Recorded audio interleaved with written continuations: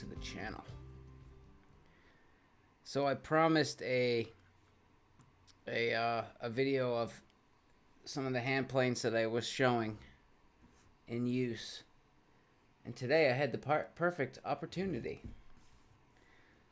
But before we get started, you see these little wheelie carts? These little like burnout machines over here? I know they're like kid toys, but I shit you not, it took every part of me today. I mean, look how big this basement is. It took every ounce of me not to jump on that and just start doing donuts around that basement. Would be pretty cool. I don't know. Alright, so let's get into it. So basically what I'm making is some floating shelves for the kitchen. They wanted to delete some cabinets. Instead of cabinets, they wanted 2 shelves that were strong enough to support ceramic dishes and glasses and all kinds of things. And we got this link for some like really expensive IKEA version floating shelves with the basically it's a metal bracket with 2 pipes coming off of it. You screw it into the studs, you slide the shelf over it, and then you put 2 set screws in the bottom, and they hang. And I have one literally right behind the camera. And they're not so good. I don't even have that much weight up there, and over time it's went from level to not so level. They're just not, it's not a good design. So they were asking me, how do we put floating shelves in? So we cut open the drywall and saw that they have a 2x6 wall. So that gives us a leverage point. We have 6 inches of leverage. They want the shelf to stick out past the wall 13 inches. So I think we can make it work. So I got some 1.25 by 8 inches wide poplar boards, because they don't want to spend too much money. And poplars, I mean, they're going to paint it anyway, so poplar is probably a good choice. So let's just get into it. So this is a time lapse of me using the Neilson number 8 jointer to get the edges flat. And then I'm taking the Neilson tongue and groove plane, and right here I am cutting the tongue. And the tongue and groove plane is made for wood that is 3/4 of an inch, not 1.25 inches. So you work off the face side, and then whatever's left below it, I had to go back and trim off with the Varitas Jackrabbit plane. And you can see the tongue is slowly starting to appear the more I shave it down. And we're going to go in for some close-ups afterwards. And there's the Wood River shoulder plane, 3/4 shoulder plane. I'm just going in and fine-tuning and just getting everything down to the shoulder line. And there's the Varitas pocket plane. I'm just putting chamfer on the tongue, so when we go to seat everything together, everything kind of just slots together.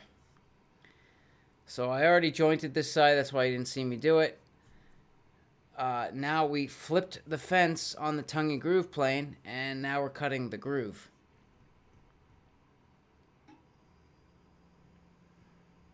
And this is the first time I use this plane. This plane is sick. Look at that, test fit. And that's the best part about that tongue and groove plane. Like, everyone was asking me, why don't you use a router? Well, the router creates a ton of dust, and it's sloppy. Like, when you put the tongue and groove together, it's sloppy. It's not tight. I wanted tight, because this joint that we're making, they're going to be putting dishes on. So if it snaps, game over. So I wanted it nice and tight. So that Neilson tongue and groove plane is it's sick. It's sick. Nice. So this is the number 8 jointer. This is the first step. I just took the boards after I cut them down to the rough length. And then the two sides that I wanted to join together, I made sure that those two surfaces were perfectly straight and perfectly smooth. And this is the best plane for the job. The number 8 Neilson jointer. Cuts like butter. This is probably one of my favorite planes.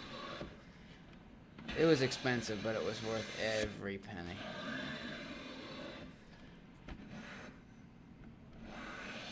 It's so heavy that you don't have to push down. You just have to really just push forward. It does the rest for you. All right, and here's the Neilson tongue and groove plane. We are cutting the tongue from that high-speed video. It's basically like a fork. And it's got a blade here and a blade here, but a space in the middle. So we're gouging the wood and leaving that middle part of the wood. And we're creating the tongue. But because that it's wider, everything to the right of me that's not the tongue needed to be shaved down flush with the bottom of the shoulder line from the tongue.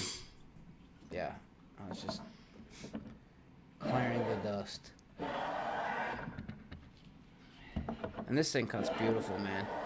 But you gotta start from the front and work your way back to establish your line, pushing more on the side than on top. See how the shavings kind of curl out to the sides? That's so nice. What a beautiful, beautiful plane.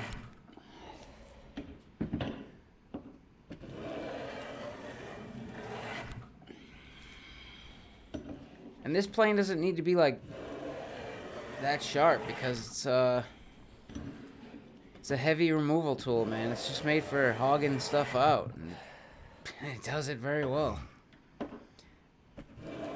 Once you get the blade depth set and you get like a nice comfortable shaving coming off, you just keep going, and it has a track on the bottom. And once that track bottoms out, it'll stop cutting. So you know that you're deep enough. And then here's the Varitas jackrabbit plane. Very handy to have at work, this tool. It's basically a jack plane that cuts all the way up to the side of the body and maybe a little bit past. But you can't do that with one of these planes, because you get that 1/4 of an inch there on the sides.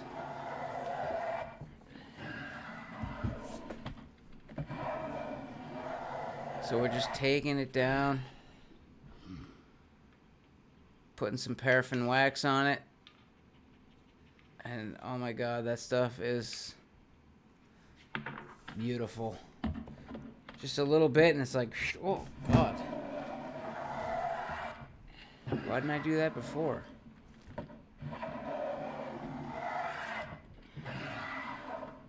The first couple of passes I had to be careful not to go off onto the tongue, but once I got my cut established, I was able to ride the side of the plane up against the tongue and then just keep going down, down, down, down, down till we got to the bottom of our shoulder.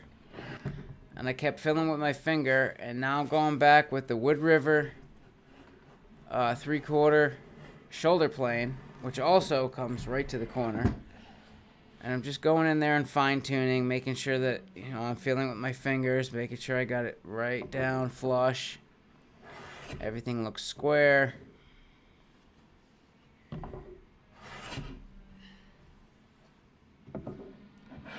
and I didn't show it in this video, but I actually took the pocket plane and I went across the top of the tongue like twice, just so the tongue was just ever so slightly less.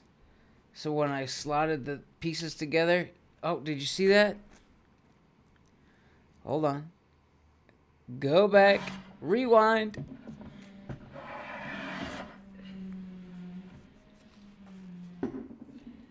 So here it is. I'm going to switch the fence. Just that. That's all you need.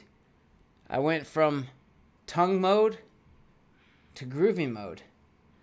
So now,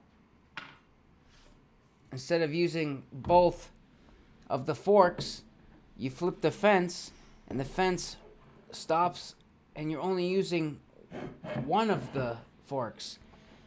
So now we're cutting the groove.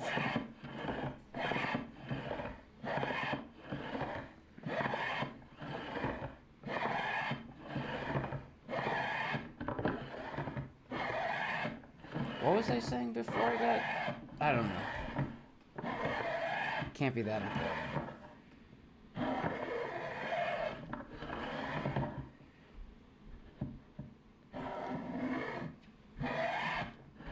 Oh, the chamfer. Yeah, I chamfered and I shaved down the very top of the tongue so that when we put some glue and clamped everything together, that the glue had somewhere to squeeze out of. And then this is after I took the clamps off, and you can see the other. You see the other. We have 4 floating shelves. So I had one here on the floor that was not glued yet. These 2 are clamped and drying, and this was the first one that I popped out of the clamps today. I try to give them like 3 or 4 hours, and when I take the clamps off, I'm like easy with them. I don't try to like test the joint right away. I want them to like sit overnight. But you know, if you take them off carefully, set it on the table, plane it down. I wanted to get them all glued before I left. So, and now basically I am taking the floating shelf that I made, and I am getting it flat because there was some humps. And you can see that I actually use the sole of the plane because that's perfectly flat. You can set the sole of the plane on the wood sideways and see where you have some gaps, and then you can just mark it with a pencil and go back in and plow it out. So that's basically what I'm doing here. I'm just, look how nice that cuts. Oh my god. That number 8 is top notch. Especially when you just have a fine shaving. You don't even have to push down. You just push forward or pull it, and it just... Yep, see, there I am, checking it. Better. And now look at all that on the ground. That's all of the sanding I didn't have to do. That's all of the dust I didn't need to breathe into my lungs. It's good stuff, man. So, I don't know if you've ever considered hand planes if you get into woodworking, but, I mean, I know they're expensive, but just think about it. That number 8 jointer, its sole purpose is to take a board and make one side of it completely flat. And it's like $500, but it's like 2 feet long, but it's not that big, you know what I mean? You can fit it in the truck. But if you got an actual jointer machine, it's huge. It's huge, and it weighs a ton. And unless you're in a shop setting where you're jointing all day long, it just doesn't make sense. But if you do what I do and you have to do it on the job, you know, that number 8 jointer is mint, man. You need a woodworking table. That's the only other problem. So I guess, like, I don't know. This is what I do, though. So I just wanted to show them in action.